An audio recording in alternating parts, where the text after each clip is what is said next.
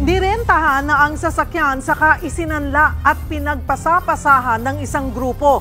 Ang kotseng hindi naman sa kanila, pinatutubos pa sa totoong may-ari sa halagang halos kalahating milyong piso. Nasa frontline ng balitang yan, si JC Cosico.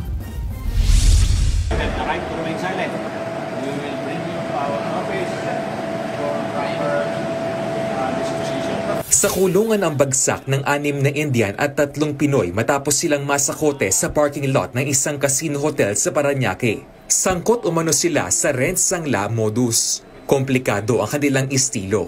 Isang kotse na pag-aari ng complainant ang ipinasok sa car rental company para mabayaran ang monthly amortization sa bangko. Isang Pilipino naman ang nagrenta sa kotse. Pagkarenta, isinanla raw ito sa isang Indian national na isinanla rin daw ang kotse sa mga kapwa niya Indian sa halagang 70,000 pesos. Nang habulin na ng bangko ang complainant, hindi na raw mailabas ng car rental company ang sasakyan dahil naisangla na ito.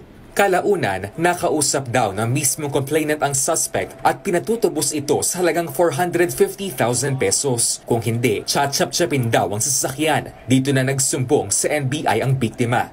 Kung makikita natin parang 5'6" pero hindi 5'6" kasi 5'11" dahil ilang times yung sobra-sobra yung hinihingi nila. Naaresto sa entrapment operation ng 6 na Indian at 3 Pinoy. Mahaharap sila sa reklamong carnapping at syndicated estafa. Itinanggi naman ng ilang suspect ang krimen. I don't know about that carnapping. Sobrang laki po. Yung pagsisisi ko po kasi hindi ko pa akala magkaganito. Nagbabalita mula sa Frontline, JC Cosico, News 5.